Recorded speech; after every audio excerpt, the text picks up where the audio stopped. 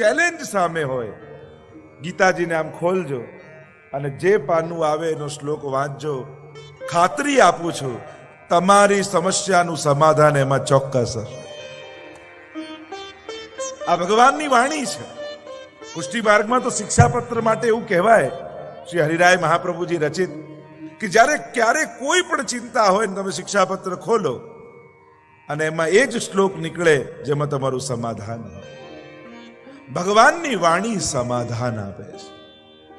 સમજ તો આપે જ છે, પણ સમજની સાથે સમાધાન પણ આપે છે. એવી આ ભગવદ્ ગીતા છે. એવું આ ભગવાનનું ગાયેલું ગીત છે. અને એ પણ કોઈ વનમાં નહીં, રણસંગ્રામમાં, યોદ્ધાઓની વચમાં, યુયુત્સુઓની વચમાં. જ્યારે કાર્પણ્ય દોષો પહત સ્વભાવ પૃચ્છામિ ત્વામ ધર્મ સમ્મૂઢ ચેતા. જ્યારે કાર્પણ્ય દોષથી ગ્રસિત થયેલો અર્જુન કિમ કર્તવ્ય વિમૂઢ થયો, શું કરવું શું ન કરવું એનો વિવેક જ્યારે ગુમાવ્યો, ભગવાનના શરણે ગયો અને ભગવાને પોતાનો શિષ્ય જાણી આ ભગવદ્ ગીતાનો દિવ્ય ઉપદેશ આપ્યો છે. કૃષ્ણમ વંદે જગત ગુરુ કહીએ છે એ ગીતાજીને કારણે. ભગવાન તો ગુરુ છે, ભગવાનની વાણી ગુરુ છે. ઘણા લોકો એમ કે ભગવાન હમણાં મળત તો, ઠાકોરજી કૃષ્ણ હમણાં પ્રગટ થઈ જાય તો હમણાં પ્રગટ થઈ જાય ને તો એ 5000 વર્ષ પહેલા જે ગીતાજીમાં વાત કરીને એ જ વાત કરે. એટલે કદાચ પ્રભુ પ્રગટ નથી થયા પણ ગીતાજી આપી ગયા છે, તો ગીતાજીને જ કૃષ્ણ માની અને એની જોડે સંવાદ કરો. સંશય લઈને ગીતાજી પાસે જાઓ. આ કૃષ્ણ રૂપ ગીતા તમારા સમસ્ત સંશયોનું સમાધાન કરશે. નિશ્ચિત વાત છે.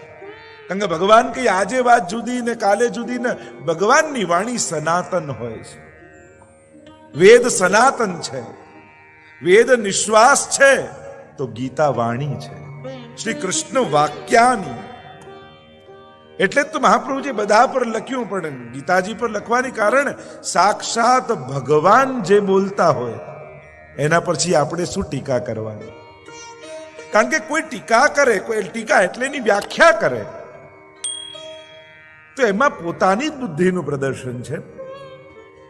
મહાપ્રભુજી કહે આ ચારે પ્રમાણ ગ્રંથો પર હું જે લખું છું, મારો કોઈ નવો મત હું પ્રસ્થાપિત નથી કરતો, મારો કોઈ નવો મત બતાવતો નથી. હું તો એ જ કહેવા માંગુ છું જે વ્યાસજી કહેવા માંગે છે. ભાગવતજીમાં જે રચના કરી વ્યાસજી, જે મૂળ વાક્ય મૂળ અર્થો કહેવા માંગે છે, મારે તો એ જ અર્થો કહેવા છે. મારે ગીતાજીમાં કઈ નવું નથી કહેવું, જે ઠાકોરજી કહેવા માંગે છે એ જ મારો મત છે. ભાગવતમાં જે સુખદેવજી કહેવા માંગે છે એ જ મારો મત છે.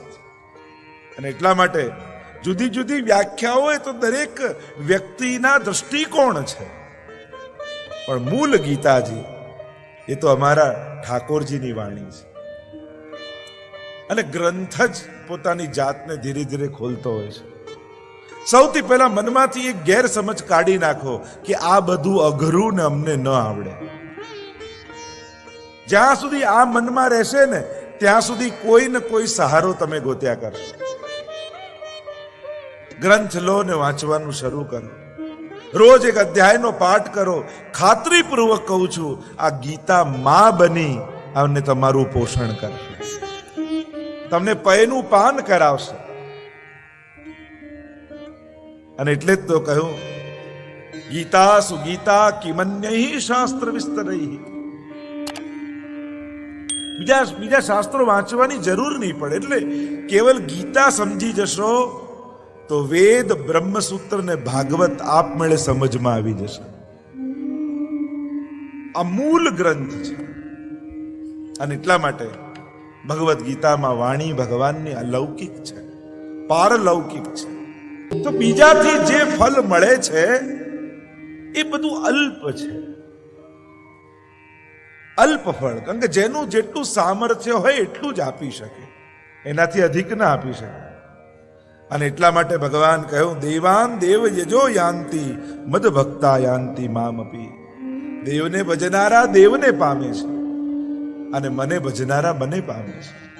ઘણી વાર લોકો એમ કહેતા હોય કે ઓ હિન્દુ ધર્મમાં તો 33 કરોડ ભગવાન, આટલા બધા ભગવાન. કોઈ ગ્રંથોમાં એવું લખ્યું નથી કે આટલા બધા ભગવાન. ભગવાન તો એકમ સદ વિપ્રા બહુધા વદંતી, 33 કોટી દેવતાઓ છે. આ ત્રણ વસ્તુનો ફરક સમજવો જરૂરી છે. પુરુષોત્તમ ભગવાન, ભગવદ અવતાર અને દેવતા. અને પછી આગળ જાઓ તો એની વિભૂતિઓ. આ ત્રણેયનો ફરક સમજો અને જે રીતે જેની ઉપાસના કરો એને પામો છો. એમ ભગવાન કહે દેવને ભજનારો દેવને પામે છે, મને ભજનારો મને પામે છે. અને એમ કહી, કારણ કે આજે આપણી યાત્રા ઘણી લાંબી છે એટલે શીઘ્રતાથી આપણે આગળ વધીએ. 7મા અધ્યાયને વિરામ આપીએ. બોલો કૃષ્ણ કનૈયા લાલ કી જય, શ્રી ગોવર્ધન નાથ કી જય. 8મામાં પ્રવેશ કરીએ ને વિરામ 18મામાં થશે એટલે 10 અધ્યાય બાકી. અથ 8મોऽધ્યાયઃ અક્ષર બ્રહ્મ યોગ. અર્જુન ઉવાચ કિમ તદ બ્રહ્મ કિમધ્યાત્મં કિમ કર્મ પુરુષોત્તમ અધિભૂતં ચ કિમ પ્રોક્તં અધિદૈવં કિમુચ્યતે. એ પુરુષોત્તમ, પ્રભુ માટે સંબોધન કર્યું. આપ તો પુરુષોત્તમ છો. બ્રહ્મ શું છે? કિમ તદ બ્રહ્મ. અધ્યાત્મ શું છે? કિમ અધ્યાત્મમ.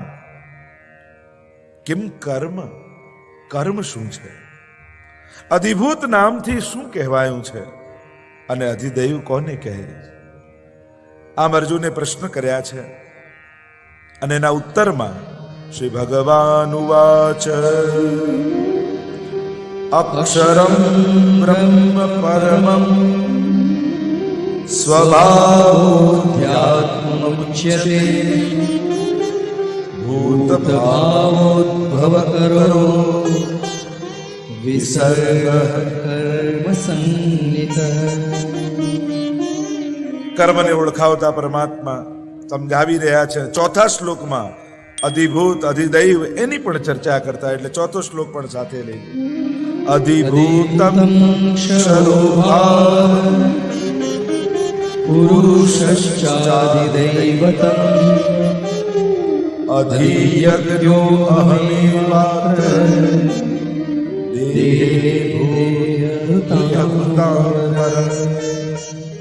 અધિભૂત કોને કહેવાય? કહું પોતાના શરીર અને એની સહિત પંચમહાભૂતોથી જે બનેલું છે, સૃષ્ટિ છે, એ અધિભૂત કહેવાયું. અધિદૈવ કોને કહેવાય? કે જે ઇન્દ્રિયોના દેવતાઓ છે એ બધા બ્રહ્માજી આદિ એ અધિદૈવ તરીકે ઓળખાયા. અને અધિયજ્ઞ એ અંતર્યામી ભગવાન વિષ્ણુ છે. 5મા શ્લોકમાં પરમાત્મા સમજાવે છે અંતકાલે ચ મામેવ સ્મરન મુક્ત્વા કલેવરમ યહ પ્રયાતિ સમદ્ભાવમ યાતિ નાસ્ત્યત્ર સંશયઃ. અંતકાલે ચ મામેવ સ્મરન મુક્તા કલેવરમ.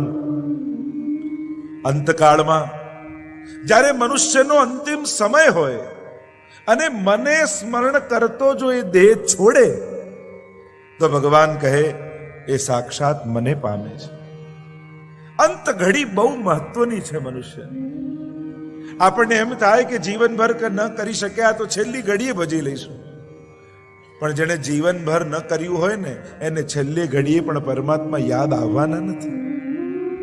ઉલટાનું જીવનભર ભક્તિ કરનારને પણ ઘણીવાર અંતિમ સમયમાં એનું ચિત્ત ભગવાનમાં રહેતું નથી.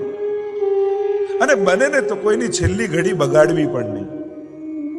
આખી જિંદગી જેને સેવા અને સત્સંગ કરીને વિતાવી હોય, એ બા છેલ્લી ઘડીમાં ખાટલામાં પડ્યા હોય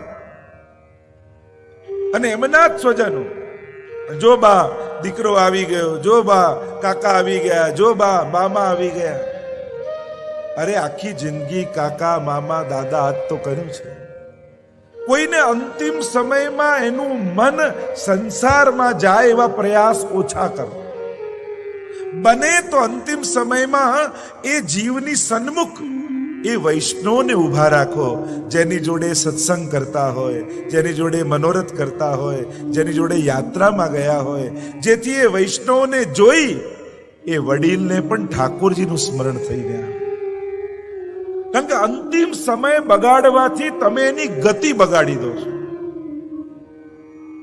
આપણે ત્યાં તો અનેક એવા ઘટનાઓ, ભાગવતજીમાં જો પ્રમાણ આપું તો ભરતજીનું પ્રમાણ. આટલા શ્રેષ્ઠથી રાજા હતા, ભગવાનને પામવા માટે વનમાં ગયા, અને વનમાં ગયા પ્રભુને પામવા માટે. પણ ઘટના એવી ઘટી, એનો વિસ્તાર નથી કરવો, પણ હરણનું બચ્ચું મળી ગયું. મન હરણના બચ્ચામાં લાગી ગયું. હરી હરી હરી હરી ઓછું થયું અને હવે હરણ હરણ હરણ હરણ થવા લાગ્યું. દયા બહુ સારી વાત છે, અને થાય પાણીમાં તણાઈ જશે અને બચાવીને કિનારે લાવ્યા.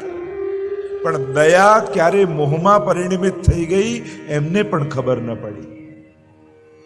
દુખીને મદદ કરવી એ દયા, પણ હવે આને હું જીવાડીશ નહીં તો જીવશે જ નહીં, આ મોહ. ઘણા લોકો પક્ષીને બહુ પ્રેમ કરતા હોય, પાંજરામાં રાખે, બહુ ખવડાવે પીવડાવે, બહુ ધ્યાન રાખે, પણ પાંજરાથી મુક્તો નથી કરતા. અને જેમાં મુક્તિ ન હોય એને પ્રેમ ન કહેવાય, એને મોહ કહેવાય. મોહ બાંધે અને પ્રેમ છોડે. એક મૃગ કે કારણે ભરત ધરી મૃગ દેહ, एक मृग के कारणे भरत धरी मृग दे, तुलसी वाकी कहा गति जो सबसो करत सने. एक हरणમાં મન ગયું તો બીજા જન્મમાં હરણ બનવું પડ્યું. તો વિચાર કરો, આપણે આપણું મન તો કેટલા લોકોમાં લાગેલું છે, કેટલી વસ્તુઓમાં લાગેલું છે. તો વિચાર કરો આપણી ગતિ શું થશે, ચિંતન કરો. ભરતજીનું મન આખું રાજપાટ બધું જ છોડી વૈરાગ્ય ધારણ કરી, સંન્યાસ જેવું ધારણ કરીને આવ્યા વનમાં, અને વનમાં આવીને હરણમાં ફસાઈ ગયા. હરણ હરણ હરણ થવા લાગ્યું, અને હરણ તો વનમાં પોતાના ટોળાની સાથે જતું રહ્યું. ભરતજીનું મન હરણમાં રહ્યું, અને અંત સમયમાં હરણની સ્મૃતિ રહી, અને દેહ પડ્યો ને બીજા જન્મમાં હરણની યોની મળી. શાસ્ત્ર એમ કહે છે, કર્મ પ્રમાણે સુખ દુઃખ મળે, પણ સ્મરણ પ્રમાણે યોની મળે છે. ઘણી વાર ઘણાના ઘરમાં કૂતરાને હોય, એટલા બધા પ્રેમથી એને રાખતા હોય, પોતાના માટે 10 નોકર ચાકર હોય, પણ એ માલિક પોતે કૂતરાને પ્રેમ કરતો, એને સાચવતો, એટલું બધું ધ્યાન રાખે. ત્યારે આપણને થાય કે આ કૂતરો કેટલો નસીબ વાળો છે. એણે કોઈ બહુ સારા કર્મો કર્યા હશે કે આટલું સુખ ભોગવે છે, પણ એણે સ્મરણ સારું નહીં કર્યું હોય, નહીં તો દીકરો બનીને આવત, કૂતરો બનીને ના આવત. સારા કર્મોથી સુખ દુઃખ મળે, પણ જેવું સ્મરણ કરો એવું યોની મળે છે. અને એટલા માટે સત્કર્મ કરતા કરતા પણ પ્રભુનું સ્મરણ કરતા રહેવું, હરિનું સ્મરણ કરતા રહેવું. નહીં તો પુણ્યો પણ બાંધી બાંધી અને પુનરપી જનનમ પુનરપી મરણમ પુનરપી જનની જઠરે શયનમ, એ કેવલ પાપથી નથી થતું, એ પુણ્યથી પણ થાય છે. અને એટલા માટે જ્યારે જ્યારે પુણ્ય કરો ત્યારે એનું ઠાકોરજીને સમર્પણ કરો, ભક્તિ દ્વારા, પ્રભુના સ્મરણ દ્વારા. પ્રભુનું નામ એ તો અગ્નિ જેવું છે. અજ્ઞાનાદ અથવા જ્ઞાનાદ ઉત્તમ શ્લોક નામ યત સંકીર્તિનમ અઘમ પુંસો દહે દેદો યથાનના. અજામિલે પુકાર કર્યો અંત સમયમાં પરમાત્માના નામનો. નામ બોલ્યા પુત્રને વશ થઈને પણ, અને પરમાત્મા પોતે આવી ગયા. અને એટલા માટે ભગવાનનું નામ છે ને, એ મન ઉપર ન છોડો. કે મનમાં ભાવ આવે તે કરું ને મન લાગે ત્યારે કરું. ભગવાનનું નામ લેવાની આદત પાડી દો. ભાય કુભાય અનકાલસો, કોઈ પણ રીતે ભગવત નામ લેતા રહો. કારણ કે છેલ્લી ઘડીએ જ્યારે તમને ભાન નહીં હોય, દેહનું ભાન નહીં હોય, કારણ કે માણસને ઇન્દ્રિયો પર છેલ્લી ઘડી ક્યાં કંટ્રોલ રહેવાનું, પણ ત્યારે પણ ડોક્ટર છેલ્લું ઇન્જેક્શન મારશે અને શરીરમાં દુખે, અને જો આદત પડી હશે ને તો હે હરી નામ નીકળી જશે, તોય કલ્યાણ થઈ જશે. ભગવત નામની તો આદત પાડો. પ્રભુનું નામ એવું છે. કલયુગ કેવલ નામ આધાર. અને એમાં પણ અંત સમય બહુ મહત્વનો છે. અંત સમયમાં જ્યાં માણસની મતિ જાય ત્યાં એની ગતિ થાય છે. એટલે પ્રભુને વિનંતી એ જ કરજો કે પ્રભુ આખું જીવન હું સભાન રહીશ કે તારું નામ લઉં, પણ છેલ્લી ઘડીએ જ્યારે મને મારા દેહ ઉપર કોઈ કંટ્રોલ નહીં હોય, સંયમ નહીં હોય, હે પ્રભુ તું એવી કૃપા કરજે કે એ સમયે તું મારી જીવા ઉપર આવીને બેસી જજે. છેલ્લી ઘડી તું સંભાળી લે. જીવનભર ભગવત નામ લીધું હોય ને એને જ અંત સમયમાં પ્રભુનું નામનું સ્મરણ થાય. નહીં તો ખૂબ કઠિન છે. પ્રભુ યાદ આવવા ખૂબ કઠિન છે. આગળ પ્રભુ અનેક પ્રકારથી સમજાવે છે. અંતકાળમાં જે ભાવને સ્મરણ કરે તેને પામે છે જીવ, એમ પ્રભુએ સમજાવ્યું. 7મા શ્લોકમાં પ્રભુ સમજાવતા બોલ્યા, તસ્માत् સર્વેષુ કાલેષુ મામનુસ્મરય ચ મય્યર્પિતમનો બુદ્ધિ મામે વિશ્યસ્ય સંશયઃ. પ્રભુ કહેવા લાગ્યા, તસ્માત સર્વેષુ કાલેષુ મામ અનુસ્મરય યુદ્ધ છે. સર્વ કાળમાં તું મારું સ્મરણ કરીને યુદ્ધ કર. અત્યારે તું યુદ્ધ કરવા તૈયાર થયો ને તને મોહ થયો, એનું કારણ એ હતું કે તું મને ભૂલ્યો અને તારી જાતને તે યાદ કરી. તારી મમતા અને તારો અહમ વચ્ચે આવ્યો. કારણ કે આ પણ તારો અહંકાર છે કે મારીશ તો મરી જશે ને નહીં મારું તો બધા બચી જશે. આ પણ તારો અહમ છે. તું નથી મારનારો, તું નથી બચાવનારો, કરનારો તો હું છું. મને હૃદયમાં પધરાવીને યુદ્ધ કરીશ તો તને મારવાનું પાપ નહીં લાગે, કારણ કે પછી કરતા હું થઈ જઈશ, કરનારો હું થઈ જઈશ, તું તો કેવલ મારું સાધન બની જઈશ. ભગવાન મંત્ર બતાવે છે, જીવનમાં કોઈ પણ કાર્ય કરો, પુરુષાર્થ કરો, પ્રયાસ કરો, પણ ચિત્તમાં હરિને રાખો, પ્રભુને રાખો, એને સ્મરણ કરો કે તું હૃદયમાં બિરાજ્યો છે અને તારા માટે આ કાર્ય કરવું છે. કરનારો પણ તું છું અને પામનારો પણ તું છું. આગળ 14મા શ્લોકમાં પ્રભુ 8મા અધ્યાયમાં સુંદર વાત કરતા કહે, અનન્ય ચેતા સતતમ યો માં સ્મરતિ નિત્યશઃ તસ્યાહં સુલભ પાર્થ નિત્યયુક્તસ્ય યોગી. बड़ी सुंदर बात प्रभु ने की. अनन्य चेता सततम यो माम स्मरति नित्यसः. अनन्य चेता, अनन्य चित्त वाળો થઈ, સતતમ જે સતત, યો મામ સ્મરતિ નિત્યસઃ, અનન્ય ચિત્ત વાળા થઈ અને જે નિત્ય પ્રભુનું સ્મરણ કરે છે, તસ્યાહમ સુલભમ પાર્થ, એને હું સુલભ થઈ જાઉં છું. પ્રભુ કોને મળે, કોને સુલભ થાય? એ તો મોટા મોટા ઋષિઓને પણ અગોચર છે, મોટા મોટા દેવતાઓને પણ પ્રાપ્ત નથી. શરત સૌથી પહેલી એ અનન્ય ચિત્ત વાળો થાય. સૌથી પહેલા તારી અનન્યતા મારામાં સ્થાપિત કર, કારણ કે તારું ચિત્ત લાલસાઓમાં લાગેલું છે, સાંસારિક કાર્યોમાં લાગેલું છે. બધેથી ખસેડી તારા ચિત્તને સૌથી પહેલા મારામાં પરો. એટલે તો મહાપ્રભુજીએ સેવાની વ્યાખ્યા કરીને ચેતસ્તત પ્રવણમ સેવા. ચિત્ત પ્રભુમાં પરોવાવું એનું નામ સેવા છે.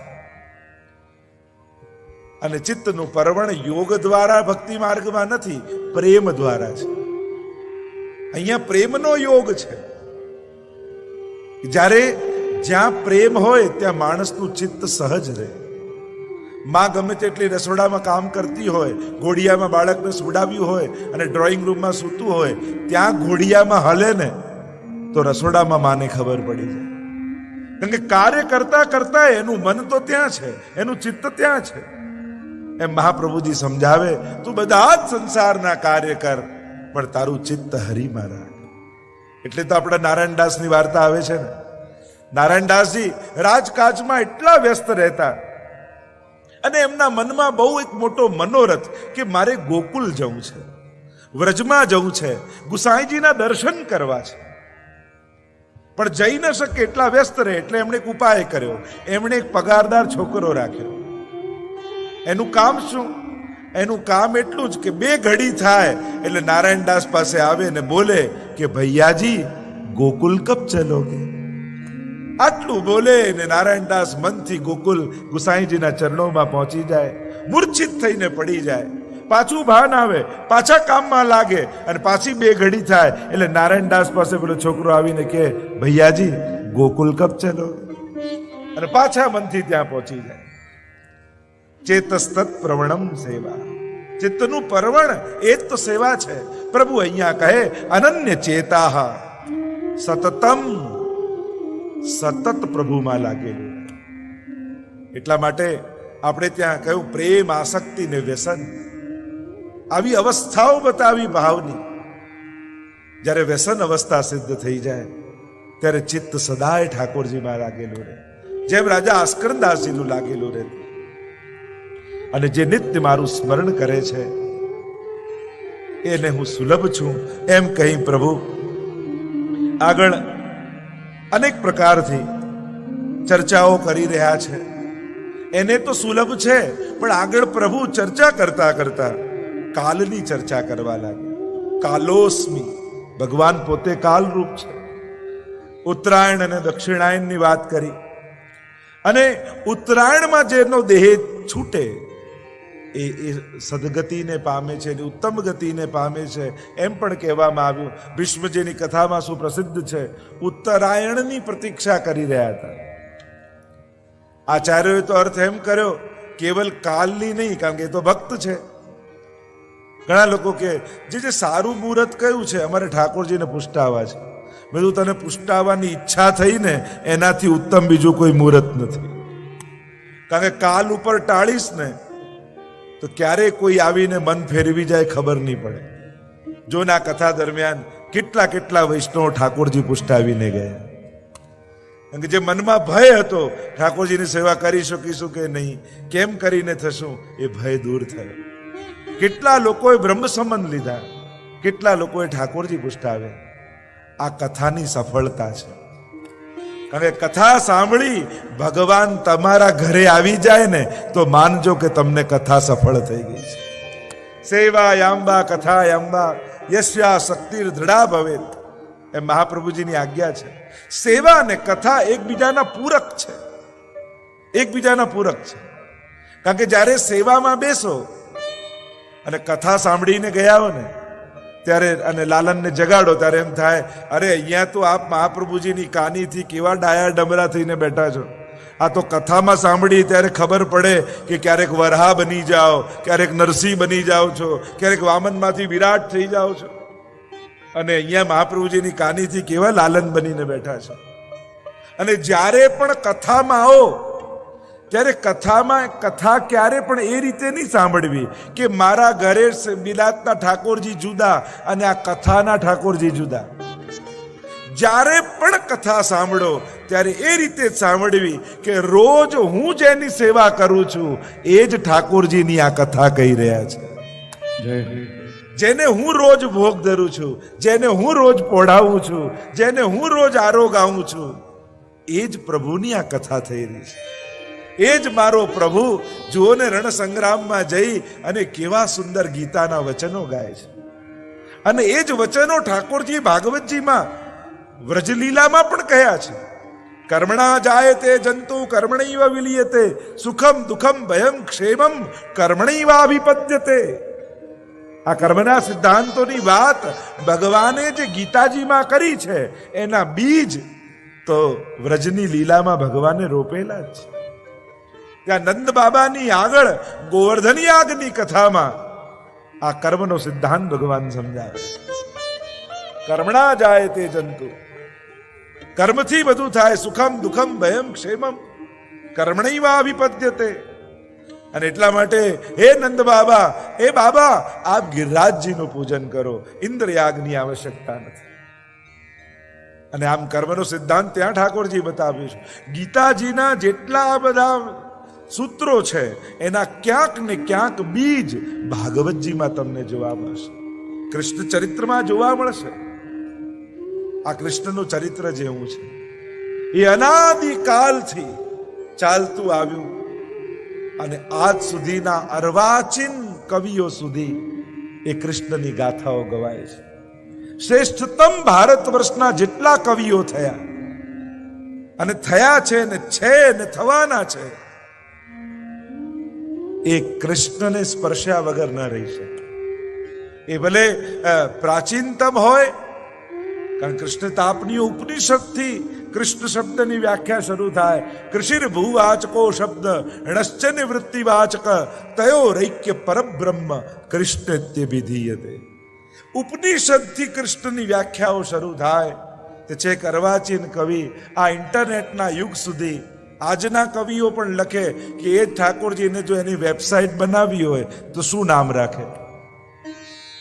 એમ અર્વાચીન કવિઓ પણ કહે કે વાસલડી.com, મોરપીચ.com વૃંદાવન આખું ને મારા કાનજીની વેબસાઇટ એટલી વિશાળ કે એમાં કયા કયા નામ હું રાખું. ધારો કે મીરાબાઈ.com રાખીએ તો રાધા રીસાએનું શું? ધારો કે મીરાબાઈ.com રાખીએ તો રાધા રીસાએનું શું? અને વિરહી ગોપીઓનું ગીત એન્ટર કરીએ ને ફ્લોપી ભીંજાય એનું શું? પ્રેમની હાર્ડ ડિસ્કમાં નવી નવી વાનગી કોને મૂકું ને કોને ચાખું. મારા કાનજીની વેબસાઇટ એટલી વિશાળ કે એમાં કયા કયા નામ હું રાખું. ગીતાજી.com એટલું ઉકેલવામાં ઉકલી ગઈ પંડિતની જાત. ખાલી આટલી ગીતાજી.com એટલું ઉકેલવામાં ઉકલી ગઈ પંડિતની જાત. અને જાત બળી જાય છતાં ભાન ના રહે એ માણે એ પૂનમની રાત. તુલસી કબીર સુર નરસૈયો થઈએ તો ઉકલે છે કઈ ઝાંખું ઝાંખું. મારા કાનજીની વેબસાઇટ એટલી વિશાળ કે એમાં કયા કયા નામ હું રાખું. પણ આ વેબસાઇટ એમને નથી ખુલતી હો. એ જ ફક્ત પાસવર્ડ મોકલી શકે છે જેના સ્ક્રીન પર નાચે છે શ્યામ. એ જ ફક્ત પાસવર્ડ મોકલી શકે છે જેના સ્ક્રીન પર નાચે છે શ્યામ. અરે એને શું વાયરસ ભૂસી શકવાના જેના ચીરપુરી આપે ઘનશ્યામ. ઇન્ટરનેટ ઉપર એ થનગન તો આવે, હું કોઈ દી વિન્ડો ન વાખું. મારા કાનજીની વેબસાઇટ એટલી વિશાળ કે એમાં કયા કયા નામ હું રાખું. તો છેક ઉપનિષદની સંસ્કૃતિથી લઈ અને છેક અર્વાચીન કવિઓએ કૃષ્ણને સ્પર્શ કર્યો છે. કૃષ્ણ તત્વ જ એવું છે. એ બાળકને પણ આનંદ આપનારું, યુવાનને પણ પ્રેરણા આપનારું અને વૃદ્ધને પણ શાંતિ આપનારું તત્વ છે. કૃષ્ણ તત્વની કથા એવી છે, બાલ લીલા સાંભળો તો બાળકને આનંદ આવે, ગીતાજીના વચનો વાંચો તો યુવાનોને જોશ ચડે, અને ભાગવતના એકાદશ સ્કંદમાં ઉદ્ધવજીને આપેલા વચનો સાંભળો તો વૃદ્ધને પણ અંત સમય સુધારવાની પ્રેરણા મળી જાય. કૃષ્ણ જીવન પણ સુધારનારો છે અને કૃષ્ણ મૃત્યુને પણ સુધારનારો છે. આ બંનેથી તારનારો કોઈ હોય તો એ કૃષ્ણ છે. કૃષ્ણ તત્વ ઉપર જો ચર્ચા કરીએ તો ઘણી વ્યાખ્યાઓ કરી શકાય. આપણે તો 18 અધ્યાય પૂરા કરવાના છે. તો ઉત્તરાયણ ને દક્ષિણાયન જે ચર્ચા કરી રહ્યા છે, તો જે વાત કરતો હતો પ્રભુ પધારે મિલે ગોપાલ સોહી દિન નીકો. ઠાકોરજી પધરાવાની ઈચ્છા થાય ને એનાથી ઉત્તમ બીજો કોઈ સમય નથી. એટલે ઉત્તરાયણ ની ભીષ્મજી પ્રતીક્ષા કરે છે. આચાર્યોએ અર્થ કર્યો, ઉત્તરા એટલે અભિમન્યુની પત્ની અને અયન એટલે કે પરીક્ષિતની રક્ષા માટે જેણે ઉત્તરાના ગર્ભમાં નિવાસ કર્યો છે એવા ઠાકોરજીની પ્રતીક્ષા કરી રહ્યા છે વિશ્વ. અને જ્યાં પ્રભુ પધાર્યા સ્તુતિ ગાય છે, અદ્ભુત ચર્ચાઓ ત્યાં થઈ છે. ઉત્તરાયણ, દક્ષિણાયણ, કૃષ્ણ શુક્લ ગતિ ને કૃષ્ણ ગતિ, દેવયાન ને પિતૃયાન, એની ચર્ચાઓ કરવામાં આવી. આગળ આપણે અષ્ટમ અધ્યાયને અહીંયા વિરામ આપીએ. બોલો કૃષ્ણ કનૈયા લાલ કી જય.